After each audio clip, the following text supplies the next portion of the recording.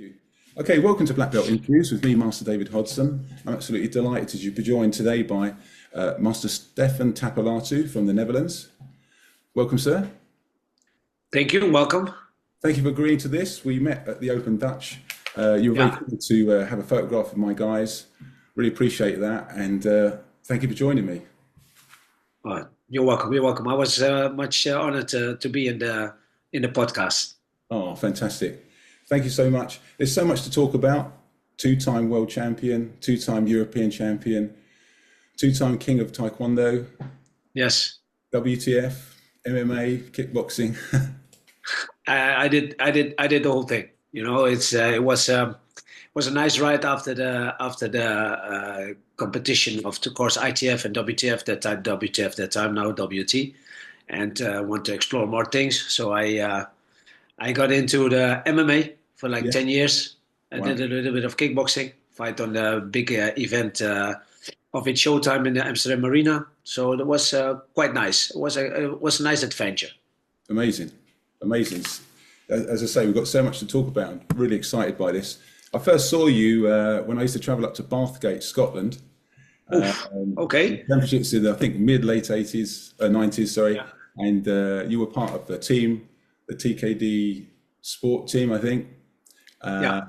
You were a guest on their team, and we were all spellbound watching you spar. We couldn't see it. We've never seen anything like it. So to speak to you today, it's a big thing for me. Okay. I'm really looking forward to this. So, sir, you began as a very young person, Taekwondo, back in. I was like 8 years old when I started Taekwondo. My father was training at the time, and I was under Grandmaster Boss.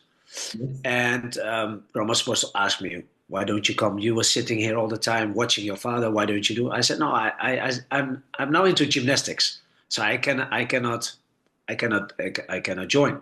So then I stopped gymnastics, and then I started at 8 years old. I started to do Taekwondo because of my father, of course, who was practicing Taekwondo. Yeah.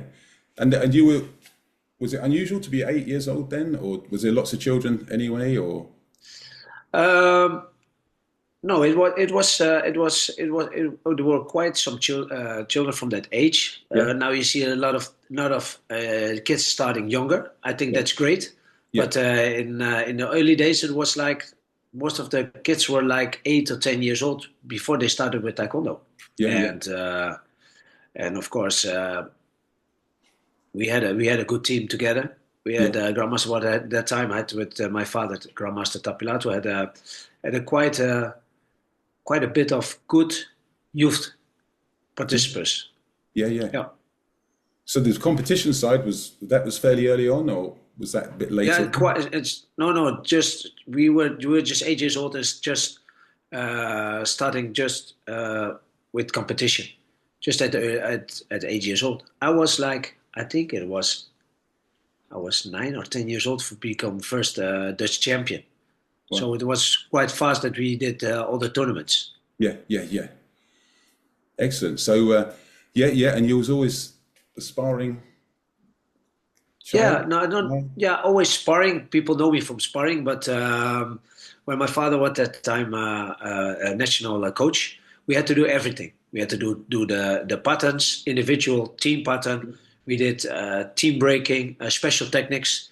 And in 1990, when I became first world champion, I was also third I became third on special techniques. Right. I just missed the tutelage when I had broke the board of the tutelage. I became world champion. Wow. I hit the board, but it didn't break. Okay. So at that time, Canada and North Korea did for the finals. I was third, and I think North Korea was first, and Canada was second. Yeah. So it's not only that; we also do the patterns, and we also do the breaking. Yeah, of course, absolutely. And but early on, you were training under your father. That's been an easy thing. I have 2 boys, so they train with me. It went quite natural. We trained under Grandmaster Boss and later with my father, and he did quite well because if you followed a little bit our system, my father put a system of fighting and that was in the early 80s to the 90s. It was very popular, and it was totally new, because we also did the WTF, of course, and we were all in the national team of WTF, and we did a lot of competition, and we implement the WTF things into the ITF things. What you nowadays see is a lot of guys doing WACO and implement the WACO into the ITF. And in our days, it was like we did the WTF, and my father implemented all the trainings and all the tactics and all the techniques into the ITF sparring, and vice versa. So we also did, on the WTF side, we did a lot of ITF things with the front leg Yopchaki. I think we were the first ones in Europe to do the front leg Yopchaki and fight in the WTF, and they go like, what is this? They never saw it before. So the training with me and my father and my cousins and my sister went quite natural. We traveled the world together, and most of the times you see a little bit of a lot of times difficulties between the kids and the parents, especially on high level. But for this, there was never a discussion if I how do you say, have confidence in my father. You know, there was no doubt. It's just natural. Yeah, fantastic. So back then, the WTF and the ITF, were they the same size, or WTF bigger than ITF in Holland? In Holland, in the beginning, they were the same size, but when it became more Olympic, then the WTF was quite much bigger than the ITF in Holland. But my father said, you know, I think we can beat these guys in Holland, so let's try and to do a new adventure on WTF side. And we did well, because all my only my sister was not in the national team, but my two cousins from 50 kilos, 54, 50 was Patti Paru, and 54 was Wijnand Tapilatu, and me at 63. Wow. So only 58 I was too heavy for 58, so I went up to 63. So we had 3 places in the national team. Wow. Well, so you must have been training a lot, and you're training here, there, and so on. I was speaking to somebody else lately, and they said, "Yeah, but you were training a lot." Yeah, we were, but we trained quite well. My father had quite a good schedule that we had. Let's say 2-3 times a week we had trainings to specialize the trainings in. One time we had a PETS training, one time we had sparring training, and one time it was just tactical and just technique training. And with that we did some jumping, we did the patterns, but also we had that time was, I think, also our luck. We had every weekend we had competition. Right. So you can imagine, maybe on a Saturday it was ITF, and on the Sunday we did WTF. Wow. Yeah. And we had also the all-style tournaments, and that's more now known as WACO. So we had also the point fighting we did, and we did the continuous fighting also on the all-style tournaments in Holland.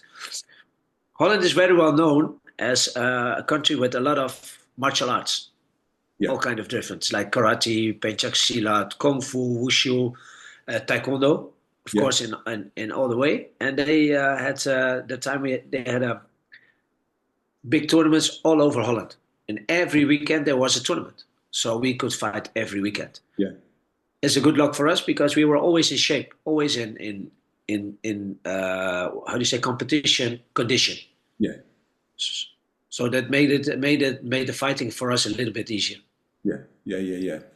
And did you have any preference then, or you just enjoyed the whole thing? The different you could switch between them.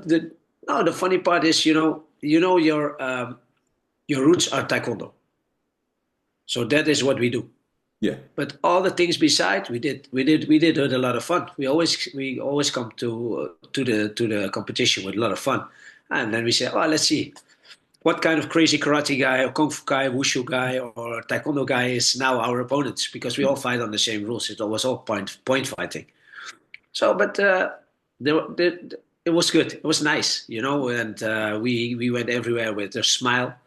We went everywhere. We went open. We make a lot of new friends. Yeah. So that was good. Yeah, yeah, excellent. As I say, it brings me back to when I went up to Bathgate. I was competing. I was a colour belt, but the showcase was like the final of the team, and you were one of the members, obviously. And as I say, we were all watching you and seeing how different you were doing things, how quick, and yeah, it was fantastic. And then What was the difference between me and the rest that time? there was some good guys, but it was, I would say, it's the way you would shift across the floor, very smooth, very quick, lots of kicking, and then that kind of relentless side to overcome your opponent, just with the sheer volume and movement and being difficult to hit. You know, you seem to be the whole fighter then that we thought. Yeah. But the the English guy that sparred you was Nick. I can't remember his second name, but in that final, I remember he did very spirited, and we were excited because we were England. Yeah. But then you pulled something out, the 360 turning kick. I'd never seen. People were doing it and trying it, but no one could actually do it in match, and you were able to do it, and you won from that. I don't know if you remember. Yeah.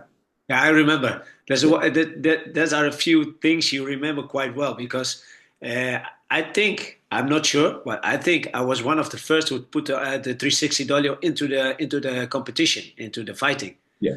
Because we had that a little bit from the WTF. We also learned this and we already knew, but to implement that in sparring was totally different. And that time I made the 360 and he didn't know what's coming because he thought that the Banadolio was coming. Yeah. And he was waiting for the Banadolio, but it didn't came. And I turned around and make the 360 dolio check to his head. And it was like, poof.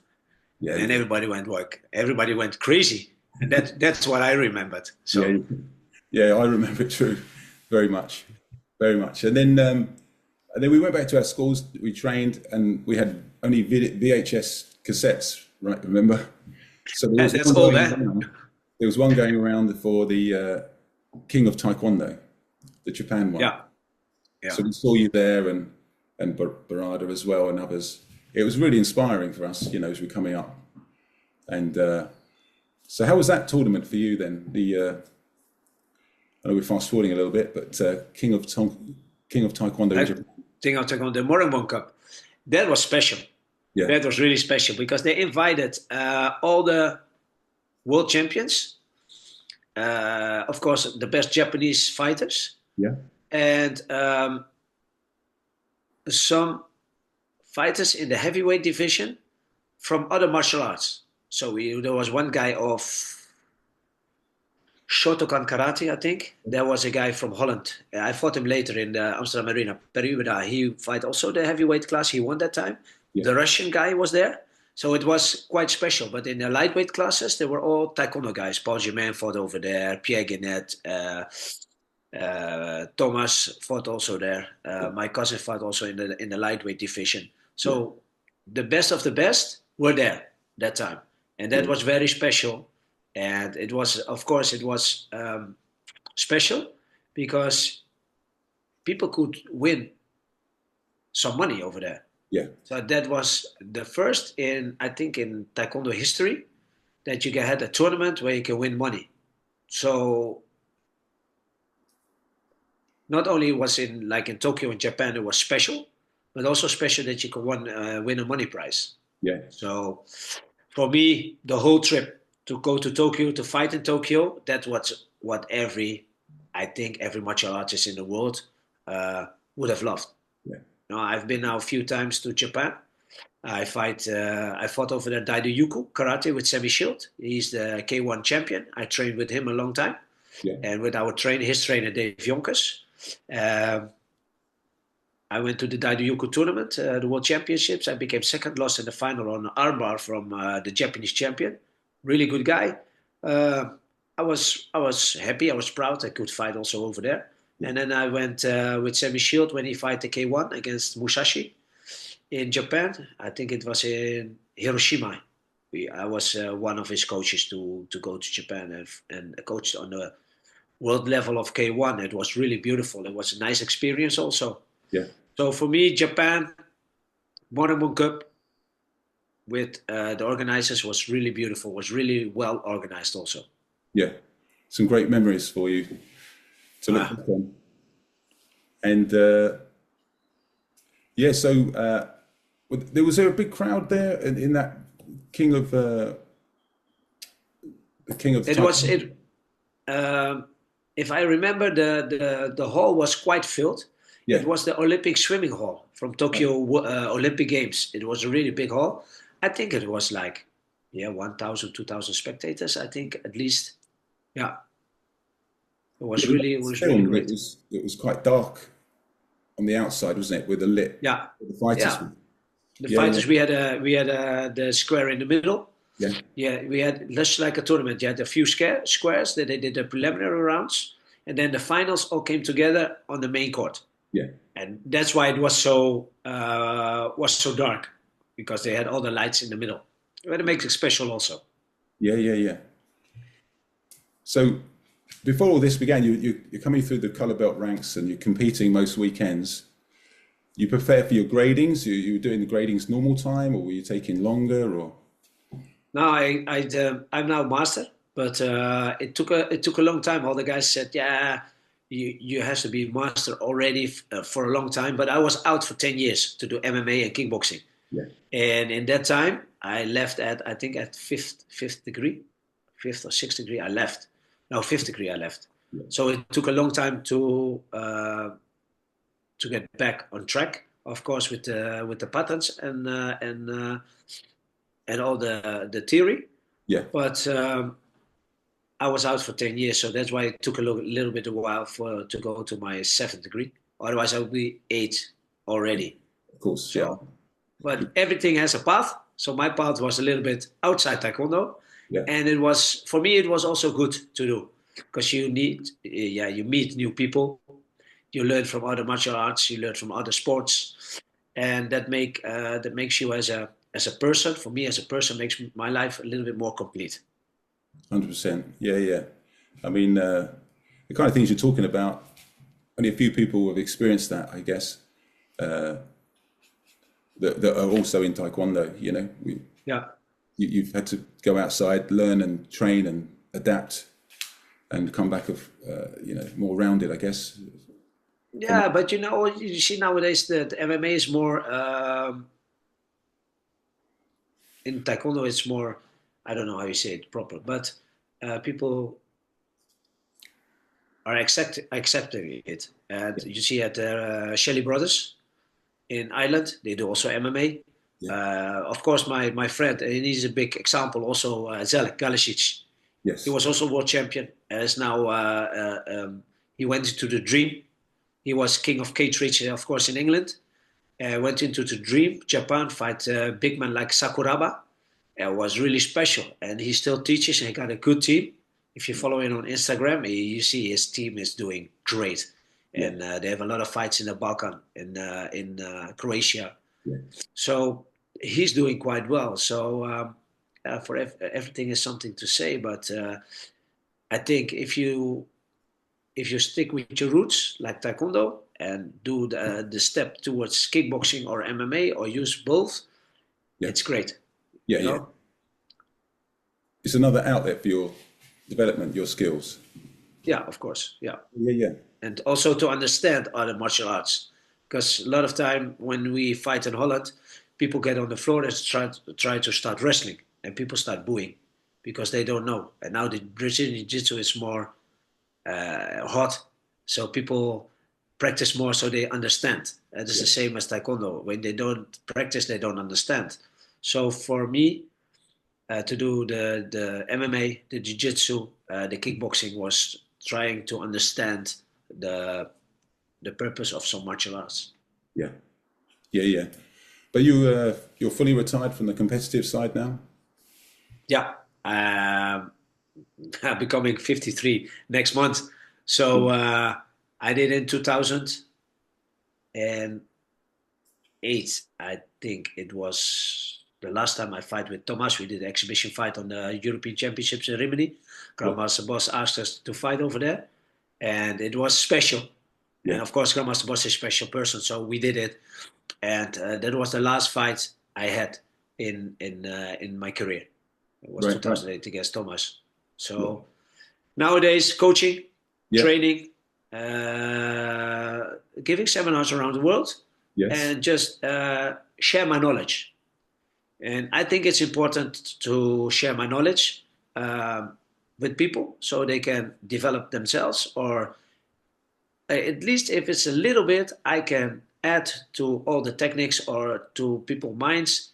I will, because I did all this, and I want for everybody who's practicing Taekwondo to just have the same feeling, they have the same experience, just to develop. So did you start off with talent? Would you say you were gifted a little bit, or do you think it's too simple to say? Yeah. Maybe it's too simple to say I'm talented, but when you see the whole family, then you can say, yeah, it's a talented family. Maybe it's also in the blood to have a little bit of a fight. But, when I teach talents, I prefer the hard workers, not the talents, because the talents, they're a little bit, how you say, cocky. They don't train hard because they know they can do it. A little bit more like a little bit humble, train a little bit harder, stay consistent. I think that beats talent.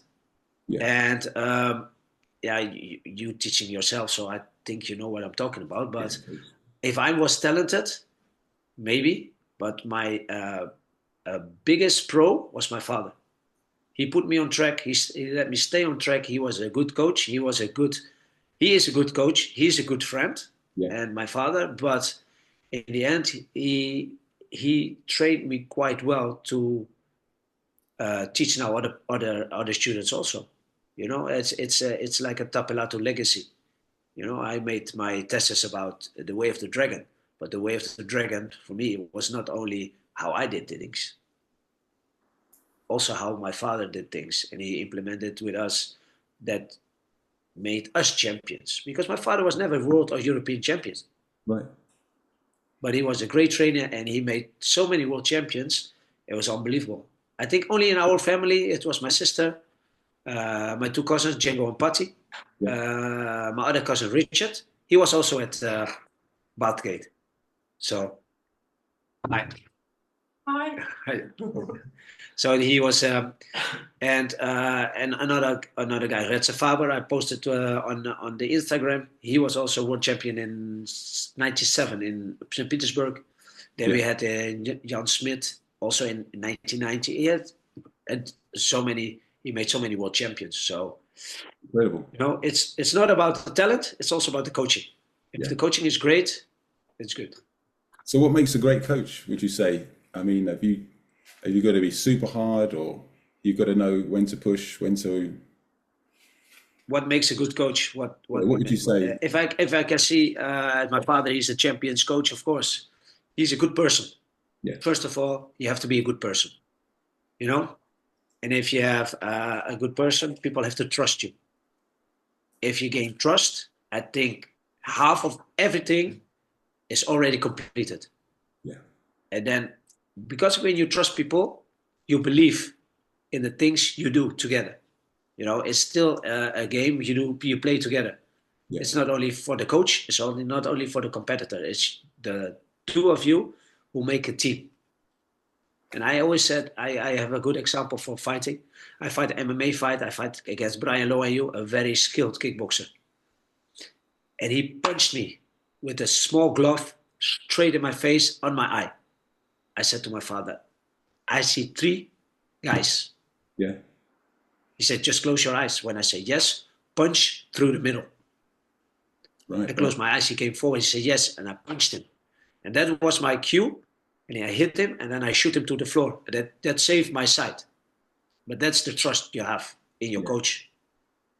And if you have that, you can achieve so many things. That's excellent. Yeah. It's a brilliant observation, to have that trust in someone else. The two of you together, athlete and coach, and you can make incredible things happen, Yeah. Yeah, but it's what you said also. It's my father's family. It's always hard to work together. In this case, for me and my father was not hard because he was also my friend. Yeah. You know, I trusted him in a lot of things. So that makes training a lot more easier. You were talking, this is not working. Let's do it this way. He says, if you do this, how it works like that. How do you feel about this? You know, you just have to say, change leg, kick this, kick that. Yeah. You know, and I was without him at the Bathgate Open. I was without him. Right. But he planned all the fights we planned together. You use this, you use this, you do this, you do that. So I can fight without him.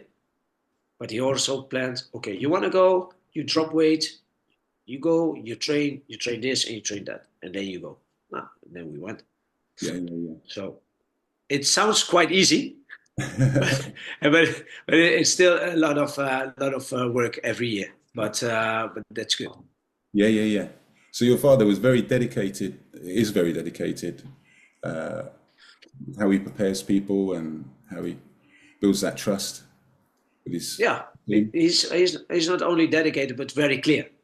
Yeah. If you want something, it's good. I'm going to help you. But if you don't, just tell, then we don't waste energy for ourselves, not for him, not for me, not for everybody else. And that's most important thing, of course. Yeah. You know, don't have the feeling that you have to stay because somebody says you have to stay because, you know, you want to stay or you don't. If you don't, also good. Yeah. No hard feelings, but everybody knows what to do. Yeah. So what would you say the number one thing you had as a student coming through, a competitor? What was your drive? What was making you do these things? For my living, I'm a personal trainer. And I was just talking to one of the guys who was training with me. He's got one of a great big company. And I told him, because his daughter was playing hockey. And I said, you know, when I was a little boy, I wanted first to become national champion. And then I said to my father, when I become national champion, I want to be European champion. I want to be in a national team. And after that, I want to be world champion. And after that, I would love to maybe one day to go to Olympic Games. That's why we did also WTF. Yeah. That was a little bit in my mind. And if you have something in your mind like this, then you have a little bit for the future. You have to see where you can go, where you have to develop or whatever. So national champion was good, achieved. European championship achieved. World champion achieved. Only just missed the Olympic Games. I won. I was third on the European Championships with WT. I won Open Danish. I won Open German. I won Belgium. Not Open Dutch. I lost. But at the time it was 84, I think. But then they had an invitation only to the Olympic Games because it was a demonstration sport. That was my bad. Yeah. So it happens. No worries. Stay in Taekwondo. And after that, we did the Modern World Cup. And that gives me, for the exposure, it was really good for me, the Modern World Cup, because it was a champions tournament. Absolutely. Yeah. So you always had another step. You achieved the nearest one first, and then you have the next one. Yeah, but I had it in my mind. And if you work for yourself like that, it's everything is achievable. Yeah. So that was for me the most important thing. In when you say, do you have talent or whatever?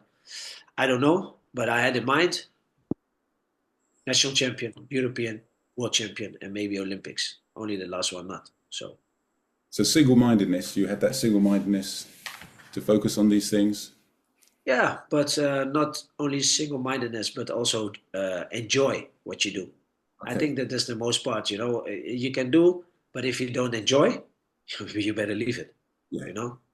For me, it was nice to see all the guys again, to fight Thomas so many times, to fight all the guys and come to competition and just show, you know, let's rumble. Let's see who's best, you know. I fight hard times with Simakov, you know, on the Open Belgium. There were fights like, if we do fights like this now, you go like, no. You got qualified. You go straight away. You go home. You know that time. And we still laugh about the things, especially about the equipment we had that time. Yeah. We fight with macho. You know the macho. It was Yeah. like small on the fist. And every time you punch somebody, you feel your knuckles and you go like, that was a good hit. But nowadays it's not possible anymore to hit somebody like that or kick somebody like that. But you know, everything develops. Also ITF Taekwondo, also other martial arts. So we have to bend it a little bit by the rules. Sometimes a little bit harder, sometimes a little bit softer. But yeah. Yeah. Excellent. So yeah, just I was wondering whether you ever met General Che. Did you ever meet General Che? That's a funny story. I met General Che in '93.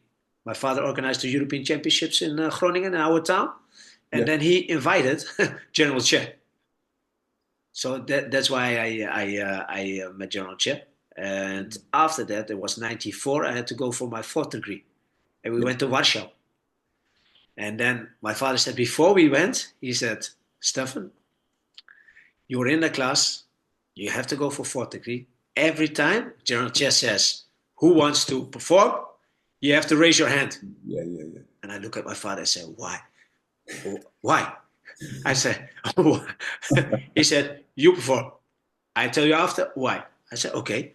So he was, of course, you know, General Che, when he explains, please sit down, we sit down. So it was funny. And then he started talking about the patterns, and then we started with Kwange, I think something like that. He says, who wants to perform? Nobody raised his hand, so I raised my hand. I go like, okay. Yeah, you. Oh, you also. And who do you think was the other one? You were in Warsaw. You were in Poland.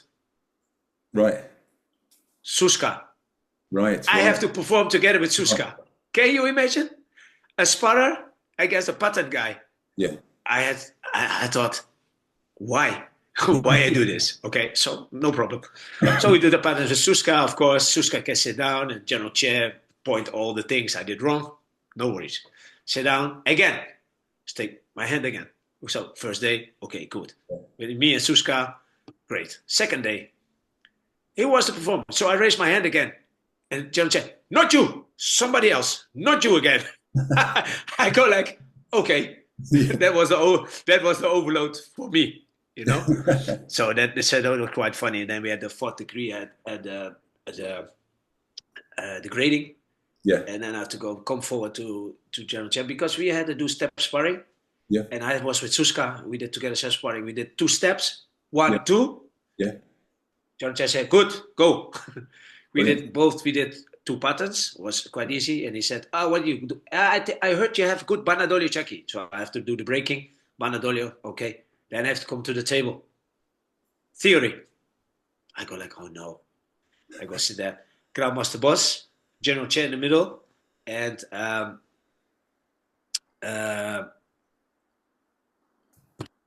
Grandmaster was there. And we were sitting there. And he said, so I heard you really good. I said, oh, thank you, sir. But how many fists we have? And I was like, a total blackout. And I go like, 2 fists, sir. And he started laughing. And he meant, of course, and you have, I said 2 fists, and he started laughing. I never forget it. Wow. It was, he starts just so funny things when you talk about, did you meet General Che? Yeah, I met General Che. I met him a few times, but it was great. These stories you always remember. Absolutely. He had that effect on us, didn't he? That you wouldn't know what he was going to ask, and then you had to understand what he meant behind it. And often that's where we were really kind of pulling things out of the air, sort of what to say, you know? Yeah. Yeah. He had that presence in the room as well, didn't he? Like you say, when he's calling you up for your patterns and so on. Yeah. Things you'd always remember. But you know, he's also he was not that tall. He was with all respect, he was a small guy. Yeah. But also when you hear the stories about he was walking the street with his hat on, with his suit on, just the normal suit, you know. He was walking the streets. People go away. People step aside because he was quite, I don't know. His aura was like, okay, let's step aside. He gave people gave him much respect. Yeah. And you know, it was nice to see. Yeah. Like you say, there wasn't always the lots of hands going up for the patterns because you felt the tension of being in front of him. Yeah.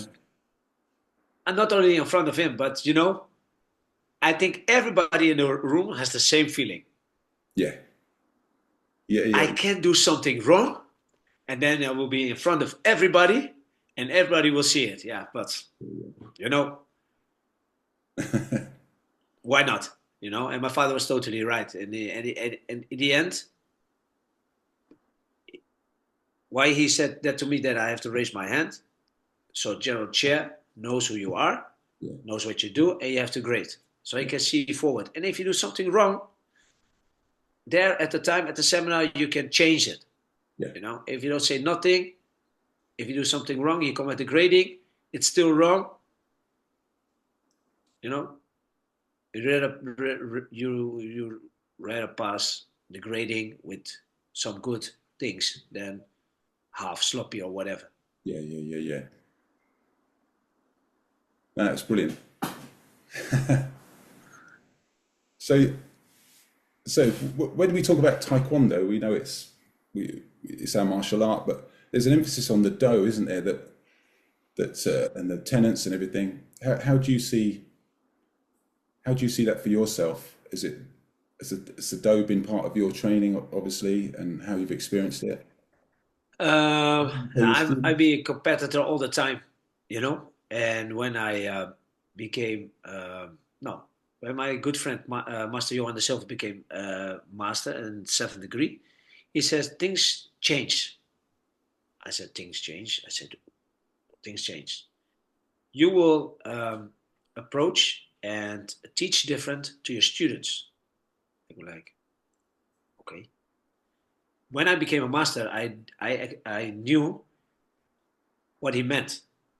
He meant you have more responsibility towards your students, how you teach Taekwondo, but also how you explain it. You know, there are a lot of things with the do, with the bowing or whatever. If you, for me, for myself, for my students, you will help them wherever you can. If it's not appreciated or appreciated, doesn't matter. Because you do it because you will do it from your heart. If I help my students, doesn't matter what. If I give them food, or I teach them for free, or I help them search a job or a place to stay, I will do it from my heart. That's my job. Yeah. And if I do that, I feel when I teach, I will do it. I enjoy, you know. Yeah. So for me, Taekwondo is the way. The living is the do. Yeah. And of course, if you now I'm now almost like 45 years in Taekwondo now. Yeah, you will learn a lot, but you will also teach and you will give a lot to people, you know. And then the do, the tenets, you take with you, you know. You don't use all the tenets in one straight way. One time here, one time there, one time for that person or not for that person, because everybody is different. So you will teach different, you will explain things different, and you will, you will approach people also different. Yeah, excellent. Yes, absolutely. Like you say, you live the tenets, and then as you get higher up, it's your job to start to impart that on the students from a different perspective, and you learn more how to use the do for the teaching. Yeah. And it gives you also more responsibility, and to teach also responsibility to your students in the longer, for especially the black belts, of course. Yeah. You know. Because when you have black belt, then it starts. It's not only the black belt. Then you start training. Then you know what Taekwondo means for you. You know. That's why we can discuss all the pre-juniors black belts for 12 years, 13 years, 14 years. Yeah. Is that a black belt or not? But that's for another time to discuss that. Yeah, of course. And so, outside of your family, who's been the most influential for you in Taekwondo? The most influential at that time when I was young, my father came back from the World Championships in Glasgow. 1987, I think. I recall. 87, huh? It was in the Kelvin Halls. Yes. And later I was there with students when the TUKTC from my friend David Condy organized a tournament over there. There was VHS came out from the World Championships in 87. There was a guy who was fast as lightning with his feet, with his legs. Yeah. Paul Germain. Paul Germain was unbelievable. I was looking at the tapes. I look at my father and said, "Who's this guy? Who is this guy?" And I start looking at him. I go like, I want to kick that's also that fast. You know, that was one of my idols at the time. Who made really who impressed me, you know. And of course my father and Grandmaster Boss as a coach, the way he works with people, the way he did people with tactical things was amazing. Same as my father. And then later, of course, with my big brother-in-law Tomas Barada, we did a lot of things, and I can say we changed a little bit the whole future and system of fighting in Taekwondo. Right. Because we dominated, I think, I dominated the late 80s, beginning 90s, and together we did the whole 90s, and then I stopped. And then he did all 2000 thing, you know, and you still see his mark around. So What were my this was Paul Germain, my father, Grandmaster Boss, and Thomas, that were the biggest influences in my Taekwondo career. And of course our family that make a big part of the Taekwondo legacy. Yeah, 100%. Absolutely. Yeah. So who do you admire then in the Taekwondo world? Is there anyone you particularly admire? Only my father. I only admire my father because he just received in Mar del Plata in the World Cup his 9th degree. And everybody who was talking to from young to old, the old generation says, if there's one person who really deserves his 9th degree, then it's your father. He did so many things. He did so many things for Taekwondo in general, you know, and he did. And I said to my father, you have to go for your 9th degree. Then you complete all levels. I said, game, you know, it's game for all levels, 9 levels completed, you know, and he's got more than 50 years in Taekwondo, or blood, sweat, and tears. So I think also for him, he deserves it more than anybody else, because he did so many things for us. Yeah, fantastic. Yeah, absolutely. So, what are you involved in day to day nowadays? Work-wise, what I said, I'm a personal trainer, and I was like 12 years coach of the national team in Holland. Since 2 years, not anymore. So more time for me to coach my students, and just like we met on the Open Dutch. Yeah. Just I have a great team with upcoming kids, who are, I think, I have got now a team of 10 highly competitors, good kids, varying from blue belt to black belts. Yeah. But the new upcoming, I've got 4 or 5 who's really European level, maybe world champion level already. Yeah. And they're not even black belt yet. So I'm very humbled and also very proud that they train with me. But also the parents who will bring them every time to the training and will travel them through Europe to let them fight. So That's really what I'm now doing day to day, and seminars, also teaching the seminars. For next year, we have some seminars planned. This March, I go to Sofia Farughi and Christian Origliani in Sardinia to teach. Oh, You know, yeah, for me it's also an honor because they're world's best now Taekwondo wins who are there. You know, Sylvia is of course top of the top, who's like, I don't know, 5 times world champion sparring and patterns. I cannot imagine any woman who achieved that. Yeah, you know, yeah. and they are inviting me for a sparring seminar. So I'm very honored. So, and I'm looking very forward to. And so I'm doing that. And now on 13th of September, I organized the Dragon Open, my first open Taekwondo tournament with a league. That means round robins for the black belts. Okay. So it's before the World Championship. So after the holidays, they have one tournament at least, the Dragon Open, to do a completely different kind of tournament that they used to. The Warrior Open from Master de Silva is the same, and the Holland Cup also, where the black belts have round robins. So you're not only coming for one match. If you lose, you're out. No, you have 4 or 5 matches, and categories are closed. That means I can have only like 10 or 12 in one division of black belts. So if you want to do some good rounds with good people, also with sparring, but also for the black belts for patterns, it's the same. From first to 6th degree. Yeah. Excellent. Yeah, that's a great deal for the competitor, isn't it? Like you say, you travel. Yeah. Sometimes you don't get the luck of whatever, and you have a match and that's it. But here you have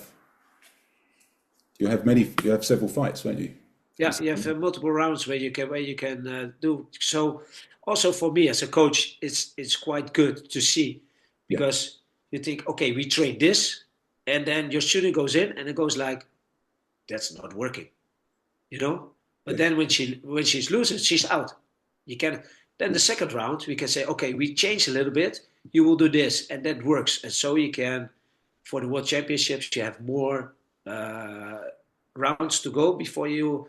And fights to go, and experience fights to go to the World Championship. So that's I think it's a new way of tournament. Yeah. It sounds a good deal for everyone. When is the Dragon Open? It's on 13th of September. 13th September, and whereabouts in the Netherlands? In Assen. Assen is nearby my town. But it's easy to get by train. Yeah. And it's a really, really nice venue. The venue is like big, like 2,200 square meters. And at the venue, there is a hotel. So people from far away can book the hotel, but there are only 200 rooms. Let's say that. But at 15 minutes walk from the venue, there is another big hotel chain. Van der Valk, and they have good rooms, but that's like 15-20 minutes from the location. Yeah. Excellent. Yeah. And we try to do the tournament, I hope, with 8 till 10 tatamis, like the Dutch Open. Yes. So we have the black belts and the color belts, youth and seniors and juniors on one day. Only the Saturday. Yeah. No, that sounds like one for everyone's diary. Yeah. But you say there will be a limit. I think so. I hope so. Yeah. How many competitors can be in that category is limited? Yeah, I don't know. We're just looking at how many competitors, because it's our first tournament. But when you see the Warrior Open from Master de Silva, there are not many people in, because it's a lot of time. You fight one round of 2 minutes, but it's really 2 minutes fighting time. So when the referee stops the fight, the time also stops. So you can see that's a lot of time you got, but that's really fighting time. So it's not like you fight one and then the time goes on. Then sometimes you'll be fighting maybe 30, 45 seconds from the 2 minutes, because if they stop outside or whatever. But this is really fighting time. So when Okay. The referee says stop, time stops also and goes on again. Yeah, wow. That's good. That's great. Yeah, something new for the Yeah, people. yeah.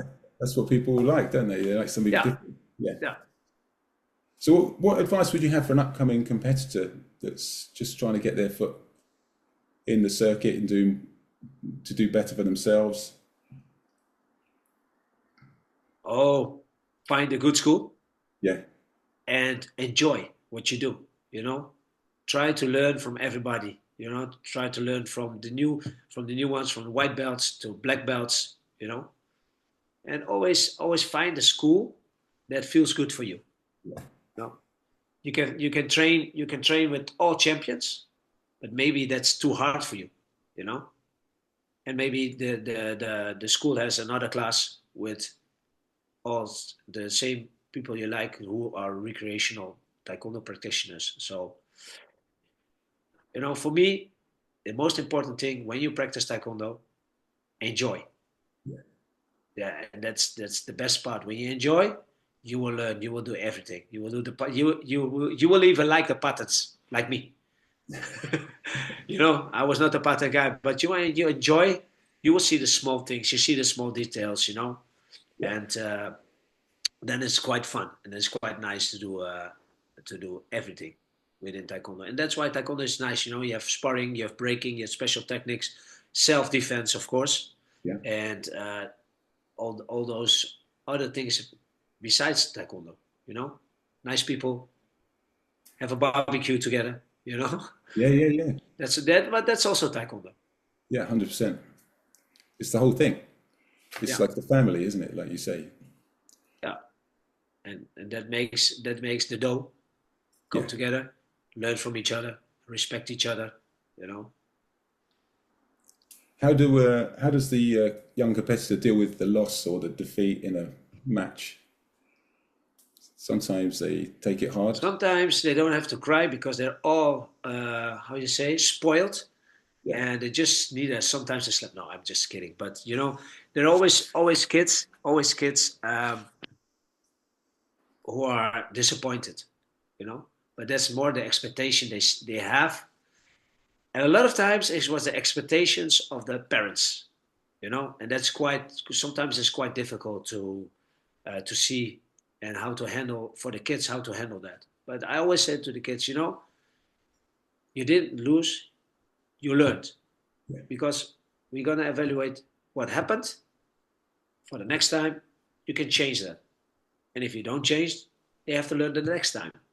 So for me, it's most important when the kids go, you know, have fun with each other. That's one. Okay, cheer for each other. That's two. You know, and then you go for the medals. In Yeah. the end, it's more important that were all together and you will win together. Then you go alone and you win nothing, or you go alone and you win a medal, and that's it. You know, that's for me. That's for my team. That's how I want it. Yeah. Absolutely. Yeah. Yeah. Yeah. So their actual aspirations come naturally out of being part of the team. They naturally do better Yeah, yeah, from but being. also, yeah, what you say, all the disappointments with losing a match or a competition, it's all together. You know, when you have this. Absolutely. Makes a little bit sense. Yeah. 100%. No, these are all Okay, okay. brilliant bits you're sharing with us, Master. Really appreciate everything you're giving us on this podcast.